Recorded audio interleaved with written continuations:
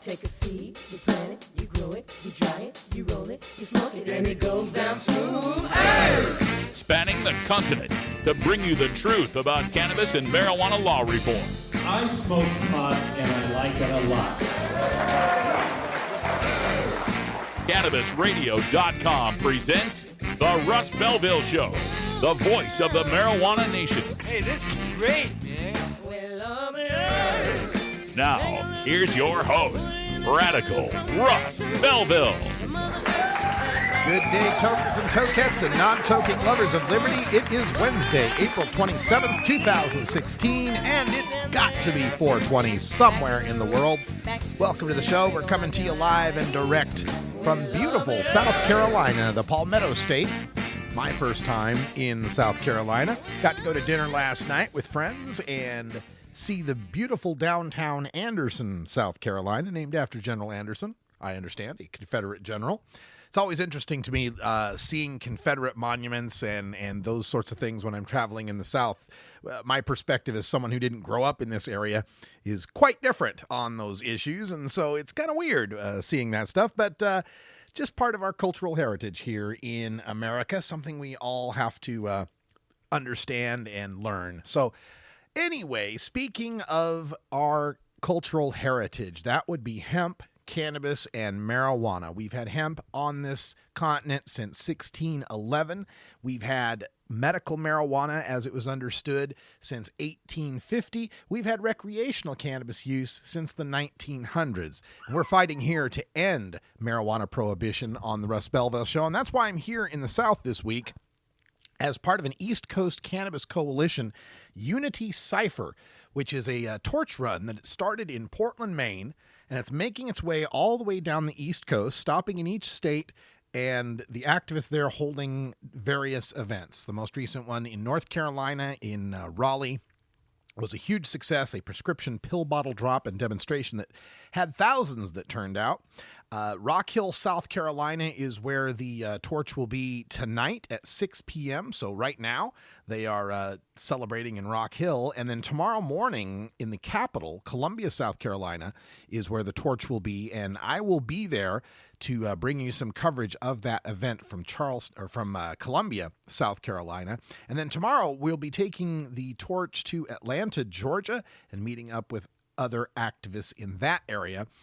The torch will then make its way to Jacksonville, Florida by small private plane. I won't be going to Jacksonville, though. I'm going to hop all the way down to Miami, Florida, and I'll catch the torch when it reaches there in the first week of May. Also, don't forget, coming up on Saturday, May 7th, it's the Global Cannabis March. All around the world, over 300 cities taking place, and I'll be joining the folks in Fort Worth, Texas on Saturday, May 7th for that Global Cannabis March, my third time in Texas, and the 11th anniversary of my activism. I started in marijuana activism at a Global Cannabis March, May 7th, 2005. That's where I met Madeline Martinez and got involved with Oregon NORML. Hope the rest of you out there have as much luck as I do in getting involved in marijuana activism. Coming up on today's show, all sorts of great stuff to recount from, again, my trips through the East and West. We're going to stick to the West this time, and the Oregon Marijuana Business Conference that took place in Eugene, Oregon this Sunday. We're going to hear from Steve Marks of the Oregon Liquor Control Commission. He spoke briefly at the event. We'll also hear from the mayor of Coquille, Oregon, Matt Rao. He spoke at the Oregon Marijuana Business Conference. Those will be featured in our Government at Work segment. And then at the end, where we normally put the Radical Rant, we have a cannabinoid medicine update featuring a clip from Dr. Carl Hart, who delivered the keynote address. He's going to explain to you why crack and coke, meth and Adderall are basically the same drugs, and why we shouldn't demonize users of other drugs, even if they aren't as safe as cannabis. And then stay tuned at Hour 2. Toker Talk Radio will take your calls. Plus, I've got an exclusive clip, a highlight from an interview with Tommy Chong that was conducted this Sunday at the Oregon Marijuana Business Conference. Plus, we'll look at zoning in the Phoenix metro area in Behind the Headlines, but the news is next. This is the Russ Belville Show on CannabisRadio.com.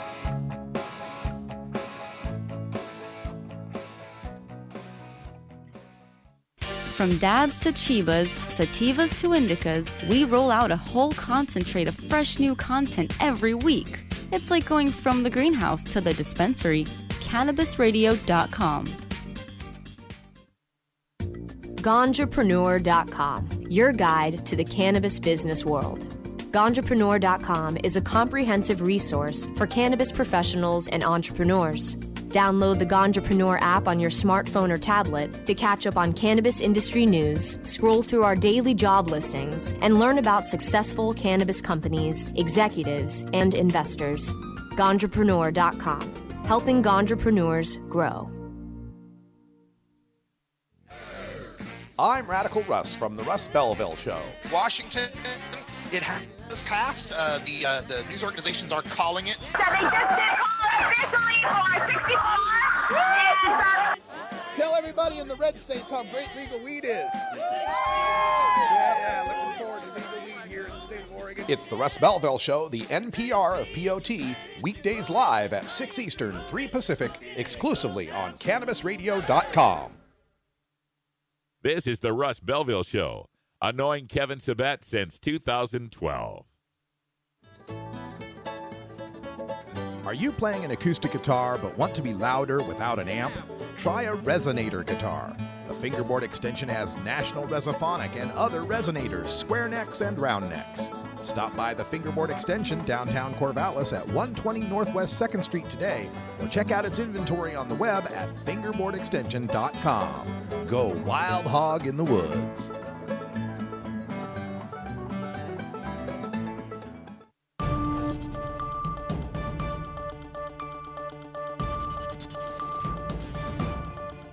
It's time for the Cannabis Radio News, covering the latest headlines in consumer cannabis, medical marijuana, and industrial hemp. Cannabis Radio News is now available exclusively at CannabisRadio.com. Now your marijuana headlines in 4 minutes and 20 seconds. This is Cannabis Radio News. This is your Cannabis Radio News for Wednesday, April 27th, 2016. Augusta, Maine. State officials announced Wednesday that a proposed initiative to end marijuana prohibition in Maine has officially qualified for the November ballot. After a court-ordered review of petitions it had previously invalidated, the Maine Secretary of State's office determined that the campaign to regulate marijuana like alcohol submitted more than the 61,123 signatures that were needed to qualify. Last month, the Secretary of State informed the campaign that the initiative had been disqualified because only 51,543 valid signatures had been submitted. The campaign filed a lawsuit challenging the decision, and a Kennebec County Superior Court judge ruled in their favor earlier this month after learning state officials invalidated more than 5,000 petitions, which included more than 17,000 signatures from Maine voters that were validated by town clerks, without actually reviewing every petition in question. The petition was then remanded to the Secretary of State's office to review all of the disputed petitions and determine whether enough signatures were collected. According to a new poll released this week by the Maine People's Resource Center, nearly 54% of likely voters would approve the initiative if the election were held today. Only about 42% said they would oppose it. Anchorage, Alaska. Alaska will soon become the first state in the nation to allow customers to smoke pot and consume marijuana edibles at authorized retail stores. But rules governing this are still being hammered out, with state regulators set to consider regulations near the end of Wednesday's meeting of the Marijuana Control Board in Anchorage. Any recommendations would be subject to public comment. Among the items regulators will consider Wednesday will be deciding how to separate smoking areas in stores from the sales side. And then there's the question of what happens to the pot you buy to smoke or eat on the premises, but don't finish. No licenses have been issued yet for retail marijuana shops. Little Rock, Arkansas. Arkansas Attorney General Leslie Rutledge has approved a petition to legalize marijuana in the natural state. The Arkansas Cannabis Amendment would create unlimited $30 state licenses for any adult 21 and older to cultivate, produce, distribute, and sell marijuana and marijuana products. All cannabis plants would be tagged by the state at the cost of $6 per tag, limited to 36 tags per license per year. The amendment would also establish medical marijuana available to all patients of any age, free from the 5% excise tax that will be applied to adult use marijuana. The amendment also calls for the release of all nonviolent marijuana offenders and expungement of their records. Activists have until July 8th to submit 84,859 valid signatures, and in at least 15 of Arkansas's 75 counties, supporters must gather signatures matching at least 5% of the votes cast in the previous gubernatorial election. Sacramento, California. A California Democrat is pushing a bill that would extend a 2011 law to allow landlords to ban cannabis smoking, including medical marijuana, in their rentals. Jim Wood, an assemblyman from Healdsburg, proposed Assembly Bill 2300 in response to what he believes is the danger of secondhand cannabis smoke, saying, quote, "Secondhand smoke, regardless of whether it's smoke from tobacco or marijuana, is especially problematic in multi-unit apartments and condos because the smoke easily travels the windows, doors, and other ventilation systems. It's a nuisance that tenants should not have to live with." End quote. Wood pointed to recent research at UC San Francisco claiming that secondhand cannabis smoke is as damaging to the cardiovascular system as secondhand tobacco smoke. The Assembly Judiciary Committee passed AB 2300 unanimously, and it now awaits a reading before the full Assembly. Lansing, Michigan. The Michigan House moved Tuesday to get a recommendation on setting a legal limit for driving under the influence of marijuana. Legislation approved 107-1 and sent to the Senate would create a state commission to study and recommend a threshold of THC bodily content that would constitute evidence of impaired driving. THC is the component of marijuana responsible for most of the drug's effects. Unlike other Schedule I drugs, THC can be detected in the body long after its effects have dissipated. Michigan's vehicle law prohibits driving with any detectable amount of Schedule I substance in the body, but medical marijuana purposes are not covered under that law. This has been your Cannabis Radio News for Wednesday, April 27th, 2016. I'm Russ Belville. Legal to listen to all over the world. We're just not sure about France. CannabisRadio.com. Great websites today need expert web design and development and need to be e-commerce ready and mobile friendly. But building a marketable and profitable website can be an uphill climb. Ready to make your new website or replace your existing website? Think Orange as the new way to get in the black. Orange Hill Development works with Fortune 500 companies and offer the same top quality development service at a fraction of what other providers charge. Brands like Absolute, Carlsberg, and Nestea trust Orange Hill Development. Find out why you should trust your website with Orange Hill. Contact Orange Hill for a consultation today at orangehilldevelopment.com. It's time for Cannabis Facts about teen drug use from Robert Platshorn's thesilvertour.org. This message is supported by our donors and Hemp Inc., a public company poised to lead America's hemp revolution at hempinc.com. A recent survey by the U.S. Centers for Disease Control indicates that in states that have legalized medical marijuana, the rate of marijuana consumption among high school students has not increased. In fact, in legal states like Colorado, teen use has actually decreased significantly. It's simply no longer a big deal for teenagers in legal states. This was Cannabis Facts from thesilvertour.org, an educational nonprofit supported by our donors and Hemp Inc., a public company poised to lead America's hemp revolution at hempinc.com. Get the latest updates on the Russ Belville Show by following Radical Russ on Twitter and liking the Russ Belville Show on Facebook. New beginner guitars and banjos are often constructed much better than ones built before your time. Why struggle? Get a new instrument or fix the old one. The trusted professionals at the Fingerboard Extension will evaluate your instrument for free. Repairs are priced for people who work for a living. Stop by the Fingerboard Extension downtown Corvallis at 120 Northwest 2nd Street today or check out its inventory on the web at fingerboardextension.com.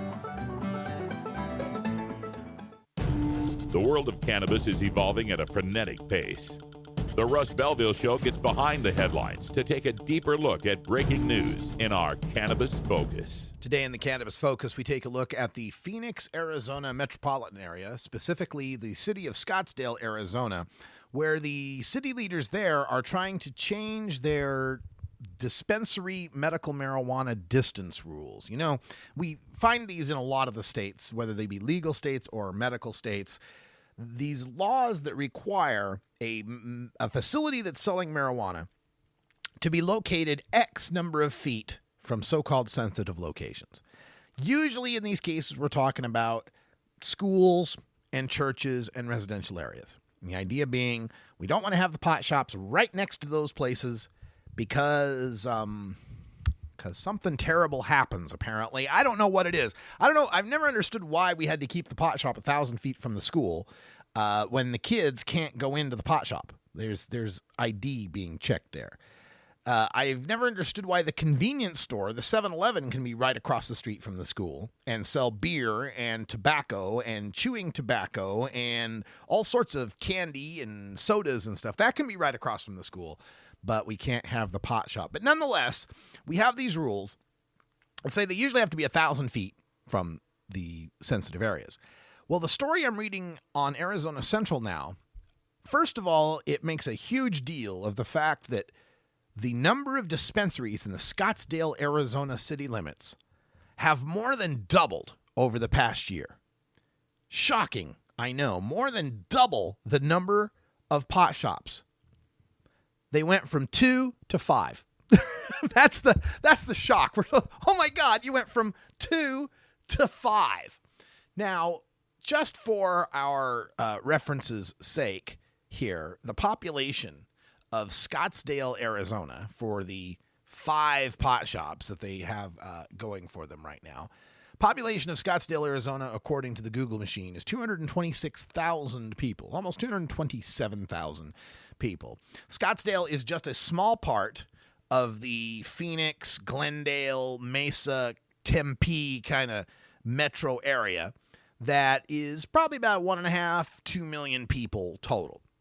So we're talking about 5 pot shops that these people are freaking out about. And part of what they're freaking out about is that these three new dispensaries that have opened up in Scottsdale have opened up all in the same basic area near the Scottsdale airport. And these stories and the people that are complaining about this placement, this concentration of pot shops, have absolutely no sense of irony. Because these are the same people that require the pot shops to be so many feet away from all the sensitive locations that the only places you can put the pot shop is by the airport or some industrial zone. Here's what it is. The Scottsdale restricts any new dispensaries to industrial, office, or medical campus zoning districts, and they must operate 1,320 feet away from each other.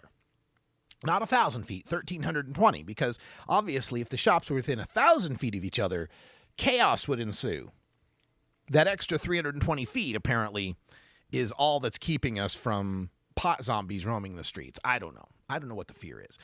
But that's not the worst that we have in that area. Scottsdale's actually one of the few places that's approving these new places. The city council approved those 3. Meanwhile, you take a look at Phoenix, Arizona, and their main laws there still require a full mile of separation between dispensaries, 5,280 feet, because 1,000 feet isn't enough, and 1,320 feet, well, that might be good enough for Scottsdale. But we got to get these things 5,280 feet away from each other. Otherwise, again, chaos would ensue. And a quarter mile from the churches, from the schools, right? Quarter mile, let's see, 5,280 divided by 4, what is that, 1,700? No, it's 16, whatever it is, it's more than 1,000. 1,200 feet, 1,300 feet, right? 1,320 maybe. So yeah, got to be a quarter mile from not just the schools and the churches, but also homeless centers, homeless shelters, youth centers, and daycare centers. So you require these things to be a mile from each other, a quarter mile from all these other places, 500 feet from residential areas, and then the only places left are these small little strips of land in unwanted, way off the beaten path industrial zones. So you find all of the licensees start congregating in these small zones, and then you say, oh my God, we've got this concentration of all these pot shops. Well, yeah, what did you expect was going to happen? It's time for us to end these stupid barrier rules.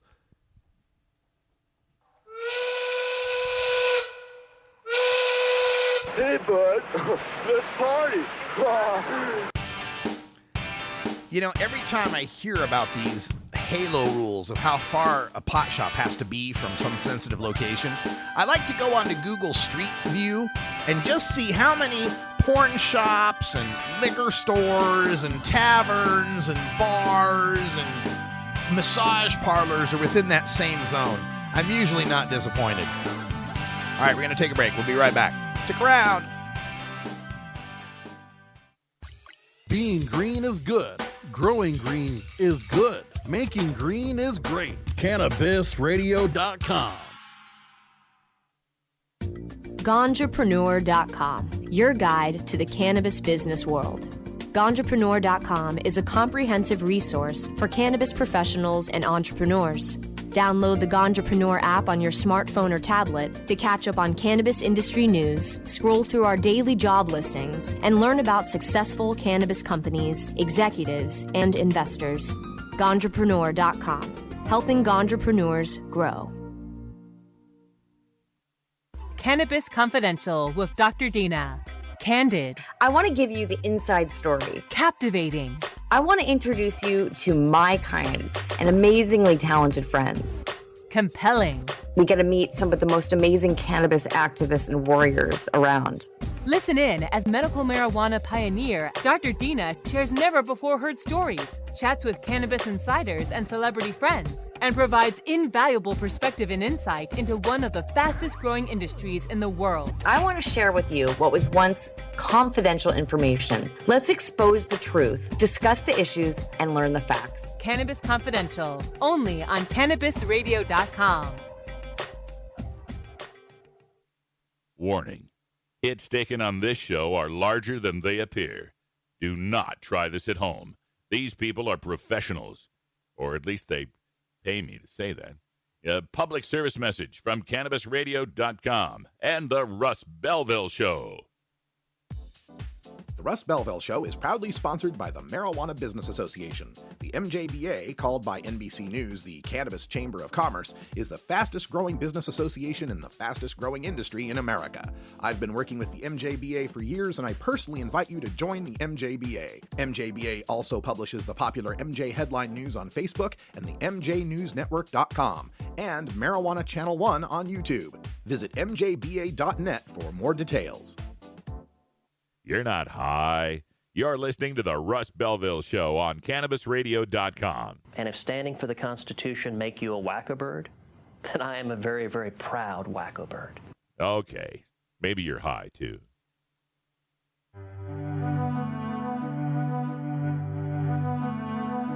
Reforming America's marijuana prohibition laws takes education, lobbying, and voting. From Washington, D.C. to your state capital to your city hall, marijuana law reform involves all levels of civic life.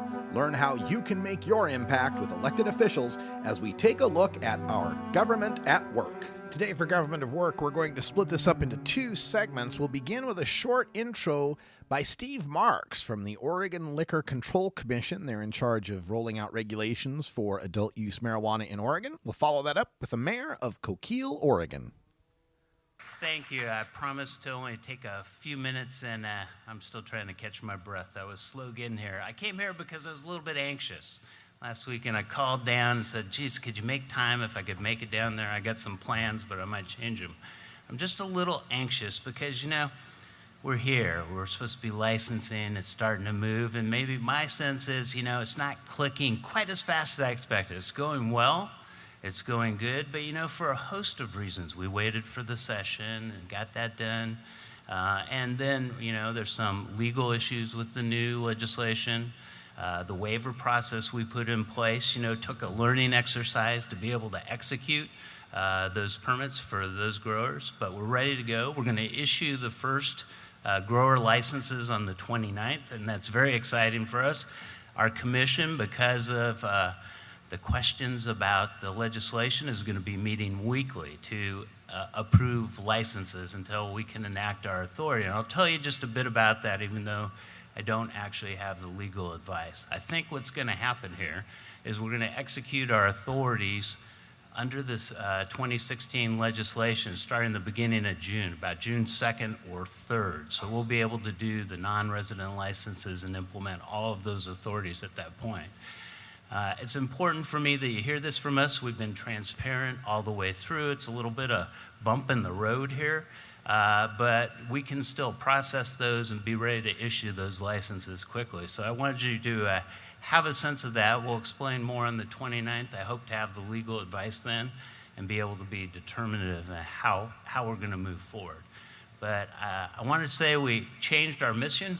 Our mission now at the OLCC is to support businesses, public safety, and community livability through education and enforcement of Oregon's liquor and marijuana laws. So you're part of our core responsibility. We want to execute it well. We want to make sure we issue you good, durable licenses.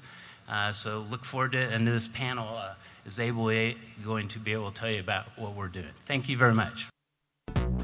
When you are starting up a medical cannabis business, you want a fired-up lawyer who understands the needs of cannabis consumers. The law office of Lauren Vasquez is your fired-up lawyer for the cannabis industry. Visit her website, fireduplawyer.com, or call 1-855-MMJ-LAWS for more information.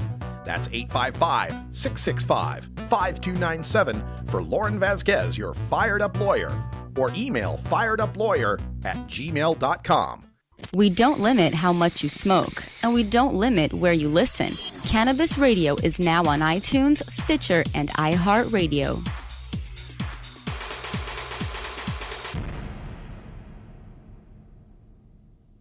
The next generation of vaporizers has arrived. Vuber vaporizers are blazing the way with unparalleled technology for oil, concentrate, or dry flower pens. Providing unsurpassed customer service and expert craftsmanship, Vuber vaporizers use cutting-edge technology, providing a power-packed, smoother vapor with a lifetime guarantee. Experience vaporizing the way it was meant to be, the Vuber way. We're back with part 2 of our Government at Work segment, introducing the mayor of Coquille, Oregon, Matt Rao, the youngest mayor in the state of Oregon, from the Oregon Marijuana Business Conference. Yeah, this is the second time I've gotten to speak at one of Alex's conferences, and I love it every time. The production value, the theme music, it's great.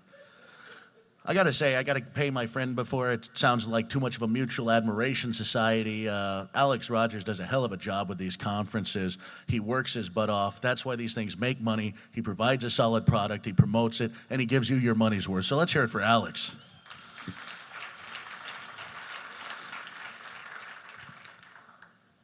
Now, as Alex mentioned, we're old college buddies, and, you know, as you can tell, he might be a little bit hipper than me. I'm a little square, maybe, but it takes all kinds, as he tells me. And I was going to say, though, I've had the privilege of being the mayor of my hometown of Coquille for the last 3.5 years. And in that time, when I first ran, I had no idea that cannabis would become one of the marquee issues of my tenure in office. When I first ran, I was focused on paving potholes, filling vacant storefronts, and balancing budgets without raising taxes, which I'm proud to say we've done all 3 of those things. But the unexpected surprise of my second term was the legalization of recreational marijuana. And I got to say, I've always been pro-cannabis legalization. I've always been for it. I've never ducked it. And I want to say I'm a pro-cannabis mayor.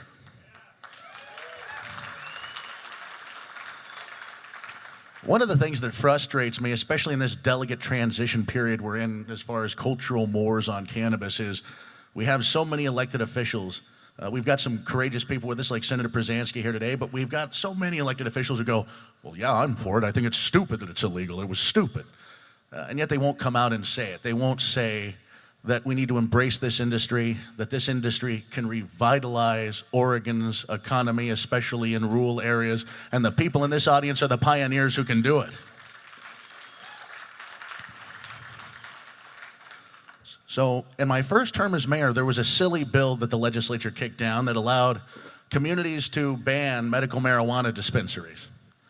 Now, if you do a Google search on my name, full disclosure, you'll see that I voted in the affirmative for an 6-month moratorium in my community.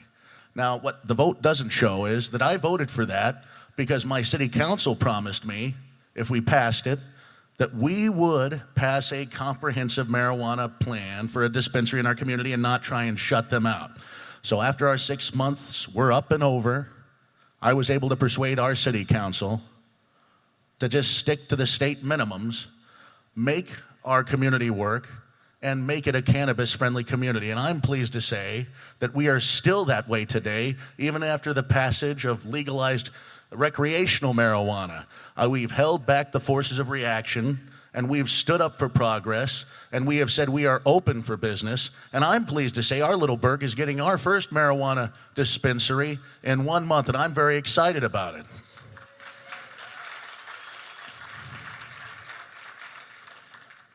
Now, not all mayors feel the way I do, especially in my part of the state. If you look, you'll probably see I'm the only one that speaks out overwhelmingly in favor of this emerging industry and praises it for being something that could be the best thing to happen to rural Oregon since we started extract logging and things of those natures that built rural Oregon to begin with.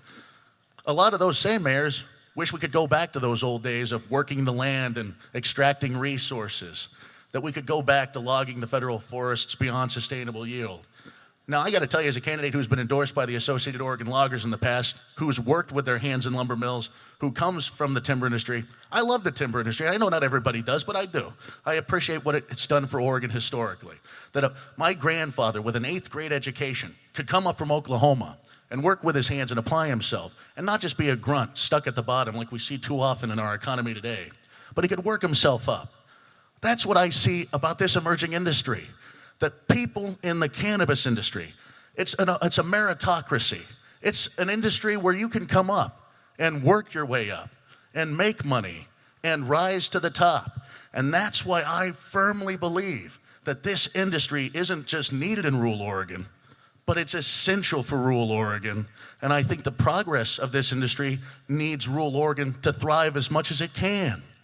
Because as we've seen in some of our suburban cities, they've been very tough on processing and on grows. Well, the one thing we do have in rural Oregon is a lot of land. And I got to tell you, I think if you look at how badly our area needs revenue and jobs, I can't understand why any city, regardless of if it's east or west of the Cascades, north or south of Eugene, why they would stick their nose up at jobs and revenue and entrepreneurship. It is maddening, and we need to break away from this cultural stigma and finally move into the right attitude that the cannabis industry is a partner in progress as opposed to a pest to be hindered.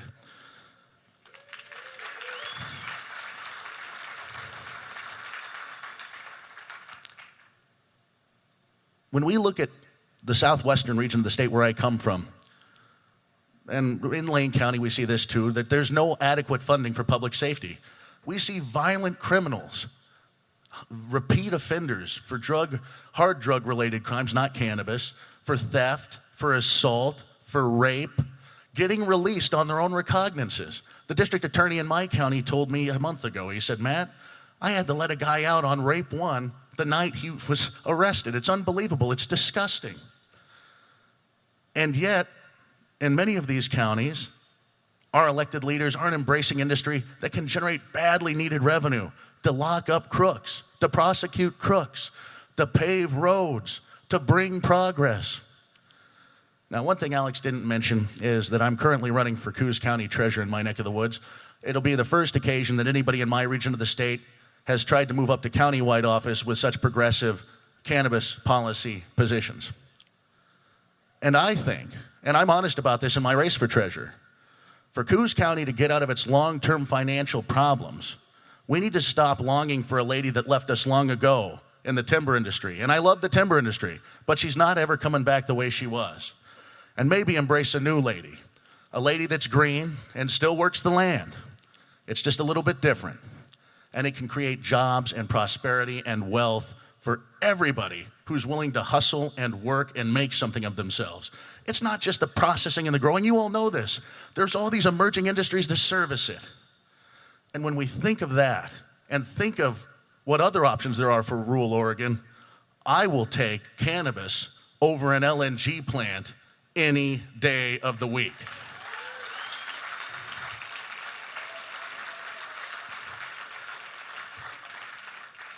So what's not to like? Jobs, revenue, jails to lock up actual violent crooks, tools to prosecute violent crooks, paved roads. It's unbelievable. This industry is waiting to generate wealth and give money to government for vital services.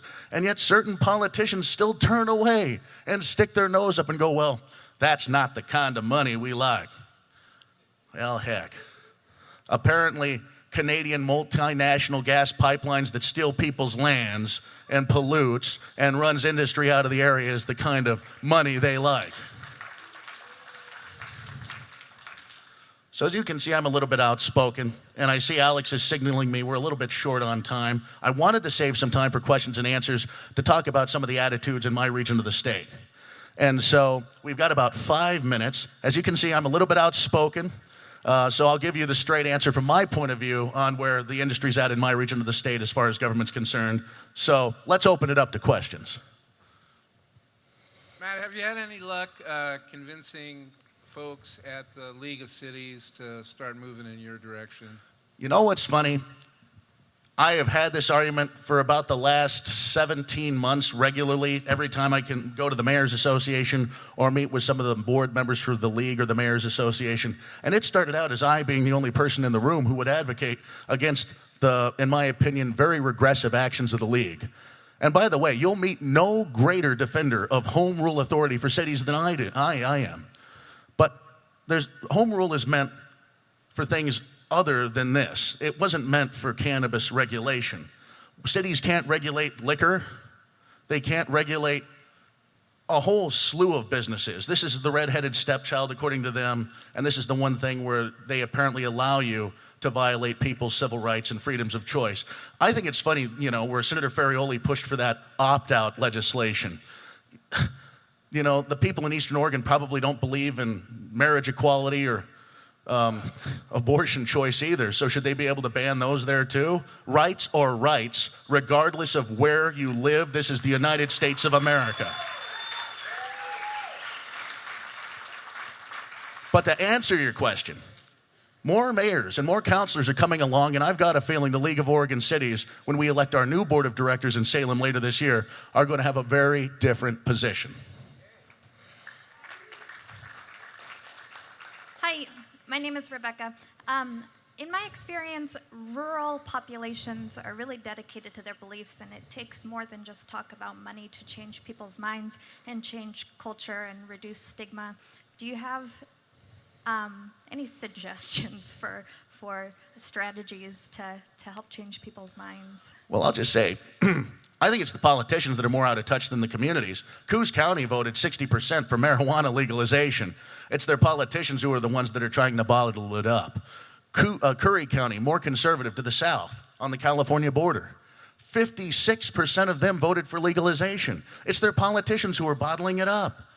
Coos Bay, the biggest city in my county, voted 63% for marijuana legalization, and yet they're referring a ban to the people in November. Now, let me ask you, folks, I thought there was a vote on it. They voted yes. It's silly. But I will say, I think part of it is advocacy, showing how responsible this industry can be, putting its best foot forward, getting trade associations like in Douglas County, there's the Umpqua Cannabis Association. In Coos County, there's the Coos County Cannabis Community. And they're going out there, and they're putting themselves out there, and they're showing that the cannabis industry is a good community partner. And I think that's eventually going to show and change attitudes. I also think, though, much like with marriage equality, and I know these are two very different issues, but a lot of people who were opposed to gay marriage, the day after it was legalized in Oregon, they realized the world hadn't ended. Well, I think if you took the vote on cannabis legalization today, there would be far more votes in favor because they realized little Johnny didn't become a heroin addict. The world is not over. And as a matter of fact, we've made it tougher for drug cartels to do business and easier for entrepreneurs. So that's my opinion. Thank you. We have time for one more. Does anybody have one more question? All right, well then, fine then. Let's hear it again for the mayor. Yo, give it up for Matt Rao, Thank you Mayor very much. Coquille. And if you want to donate to his treasury campaign, you can do it at registration right out there. Any bucks help this guy. Help this guy. He needs it. He's our champion right here. So thanks, Matt. We appreciate you, brother. We could use more politicians like Matt Rao, the mayor of Coquille, Oregon, and maybe the next treasurer of Coos County, Oregon. This is something I hope more of our listeners take to heart. The idea that we can start this revolution that we're all talking about at the local level. You can be a city treasurer or a councilman or a precinct captain, work your way up to a county commissioner or be on some advisory board. We need more of us in these positions of power, even at these low levels, and that starts to build support from the lower levels up to the higher levels. And then pretty soon what we believe becomes the conventional wisdom. All right, speaking of upending conventional wisdom, Dr. Carl Hart coming up next. This is the Russ Belville Show on CannabisRadio.com.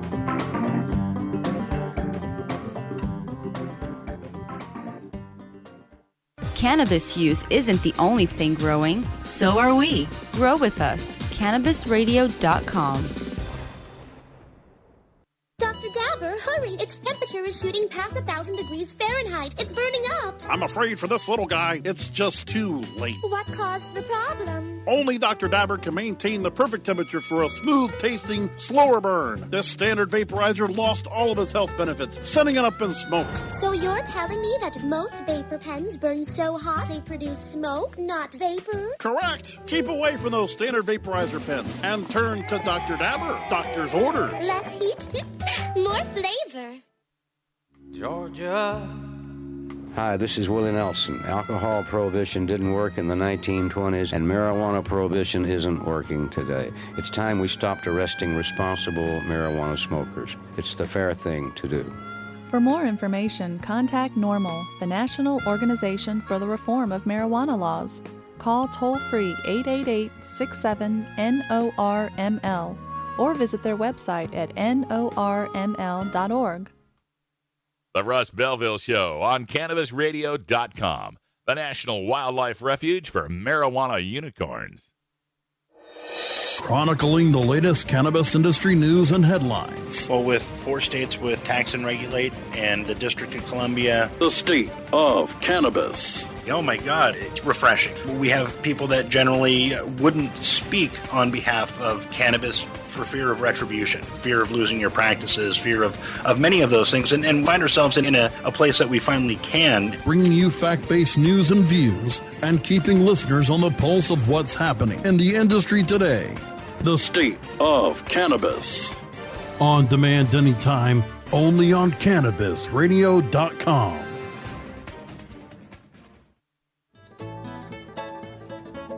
Are you playing an acoustic guitar but want to be louder without an amp? Try a resonator guitar. The fingerboard extension has National Resophonic and other resonators, square necks and round necks. Stop by the fingerboard extension downtown Corvallis at 120 Northwest 2nd Street today, or check out its inventory on the web at fingerboardextension.com. Go wild hog in the woods.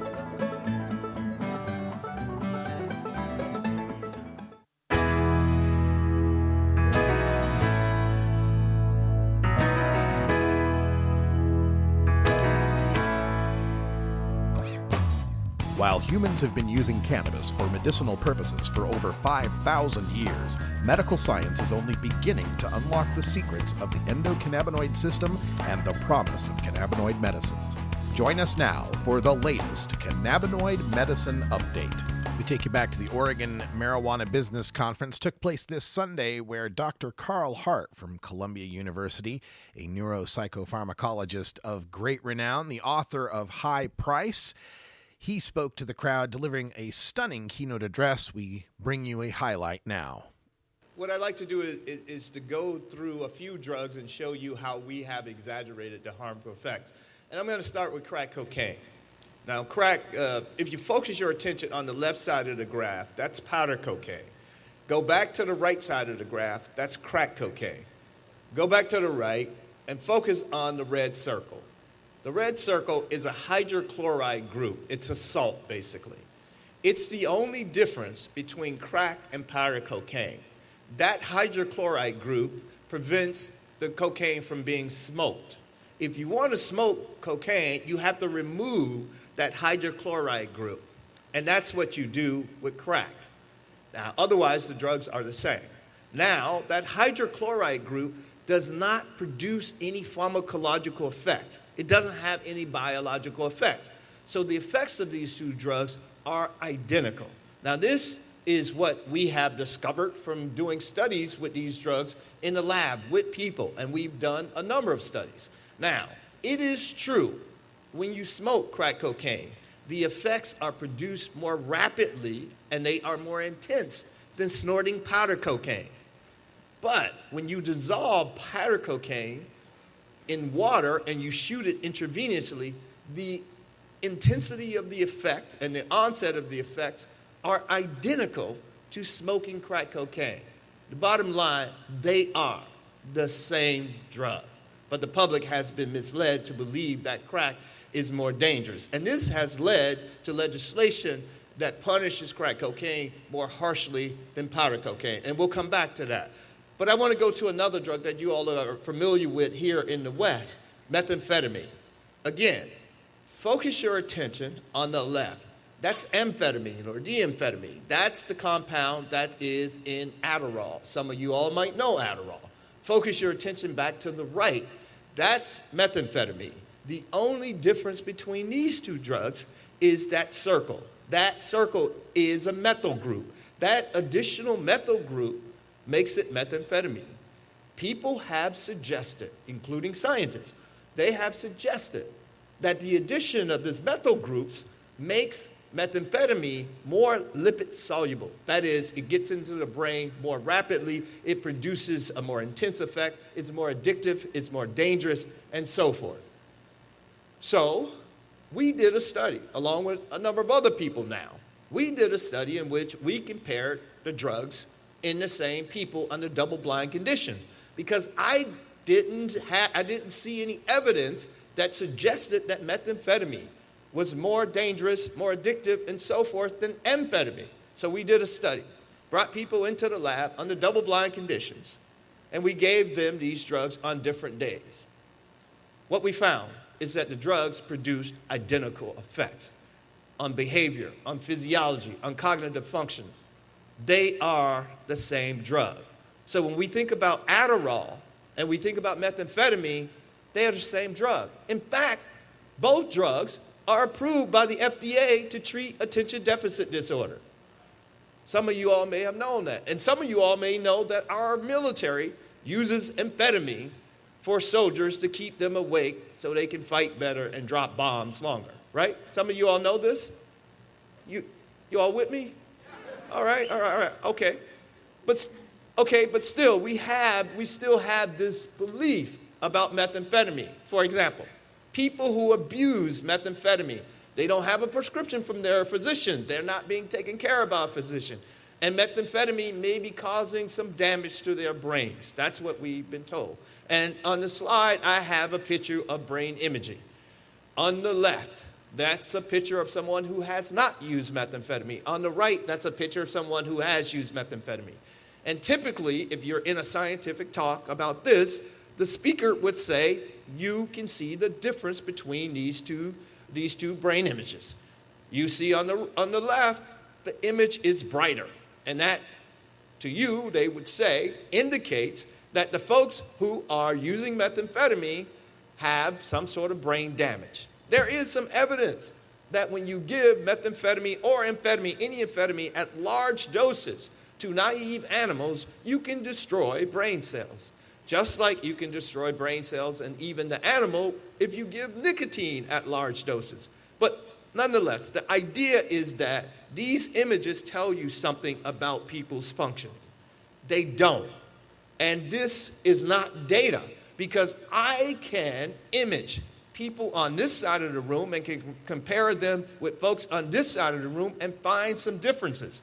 But when I see those differences, I won't say that the people on this side of the room is cognitively impaired or has brain damage. That would be inappropriate without actually testing them for cognitive function and so forth. Because with humans, there's a wide variation of what our brains look like. This wide variation sometimes is not taken into account when we have these kind of findings with drug users. Now, this concern that I have about methamphetamine, particularly with brain imaging and cognitive function, led me to review that entire literature. I published a paper a few years ago about that review, and what I concluded was this, is that methamphetamine users, illicit methamphetamine users, when it comes to their cognitive functioning, they are normal. Their cognitive functioning is normal. And when it comes to their brain, in terms of brain damage and how their brains compare with folks who haven't used methamphetamine, again, they are within the normal range. Despite the fact that researchers have had this propensity to interpret any difference as some clinically significant abnormality. That's inappropriate. Now we are doing a similar sort of thing with heroin in the country. The country at the moment is losing its mind about heroin, particularly when it comes to heroin overdoses. What you all should know is that people rarely die from a heroin-only overdose.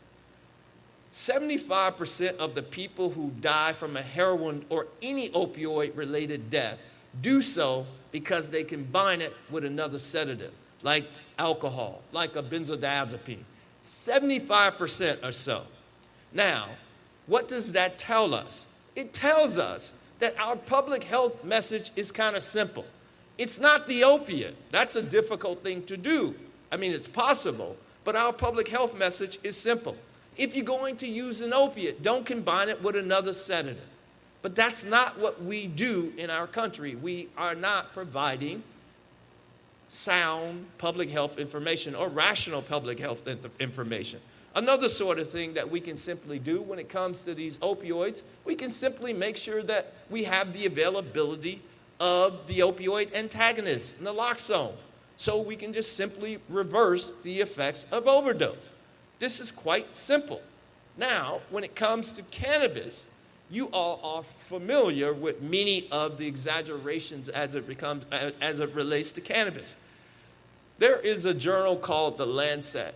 The Lancet is a really good journal, medical journal. It seems like every edition there is a paper, a study showing that cannabis causes psychosis. You all familiar with this? Seems like every issue this belief is perpetuated in that journal. So this concerned us, my colleague Charlie Consider and I. So we reviewed the literature on cannabis and psychosis, and we recently published a paper. What we concluded that the correlation between cannabis use and psychosis is not specific, either with regard to the chemicals found in cannabis or with regard to psychosis as opposed to other psychiatric disorders. What does that mean? That means, in terms of the chemicals, when you look at amphetamine, when you look at tobacco, the relationship between amphetamine and tobacco and psychosis is stronger than the relationship with cannabis and psychosis. Now, these are just correlations, but that's a fact. And then also, when you look at other psychiatric disorders, the relationship between these drugs and depression, anxiety, are stronger than that relationship with psychosis. So what that tells you is that when people are talking about the relationship between cannabis and psychosis, and they don't mention tobacco, amphetamines, they don't mention those other psychiatric disorders, it's a license for you to stop listening, because either they think that you're an idiot or they are an idiot. So you don't need to listen any further. So another sort of thing that I've learned along my journey is that we have used the enforcement of our drug policy as racial discrimination policy. It's a way to racially discriminate. Now, I want to come back to crack cocaine, as I pointed out that they're crack and powder, they're the same drug. But in 1986 and extended in 1988, we passed some of the harshest drug laws in the country, where we punish crack cocaine violations 100 times more harshly than powder cocaine violations. That is, people caught with small amounts of crack cocaine were required to go to jail for a mandatory minimum sentence of 5 years for having small amounts of crack cocaine. This led to this horrible statistic. More than 80% of the people convicted under these laws were black, even though black people were not the majority of the crack users. That's one thing. This came to light in 1994 when the U.S. Sentencing Commission did this comprehensive study. And when they did the study, they said, oh, wow, this is going on. We need to change the law.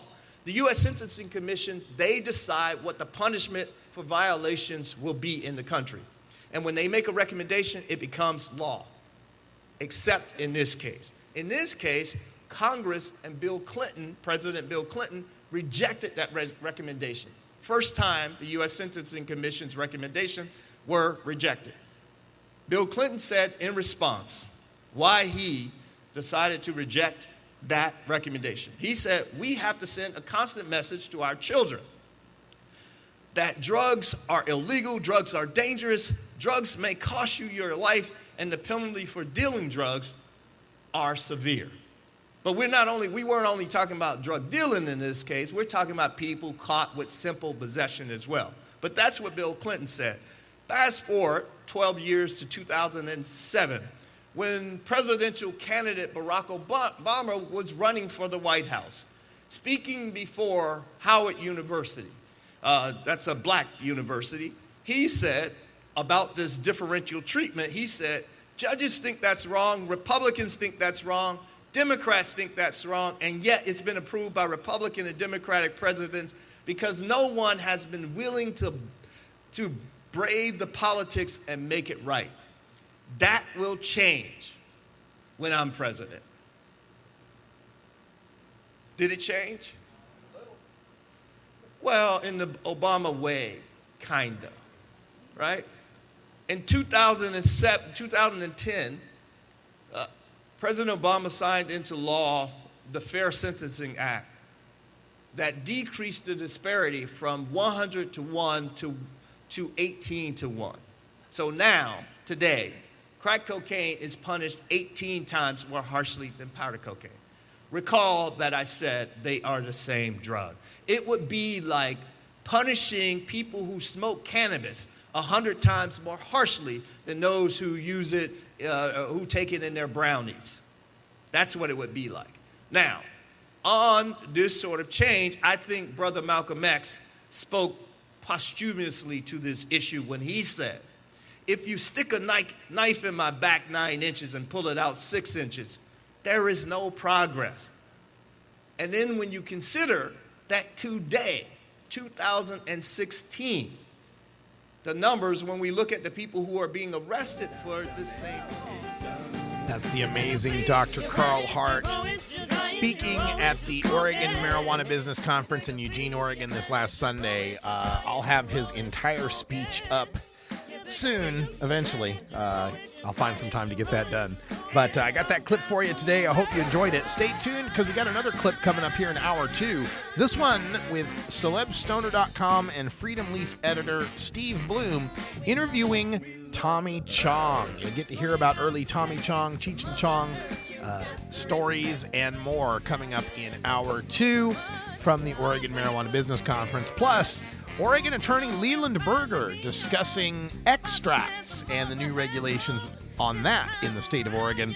Plus your calls at 971-533-7111. For everyone here in South Carolina, I'm Radical Russ. Thanks for joining us, and until next time, take care of each other, tokers. This is the Russ Belville Show. The Russ Belville Show is blogging and podcasting daily at radicalruss.com. You take a seed, you plant it, you grow it, you dry it, you roll it, you smoke it. You take a seed, you plant it, you grow it, you dry it, you roll it, you smoke it. You take a seed, you plant it, you grow it, you dry it, you roll it, you smoke it, and it goes down smooth.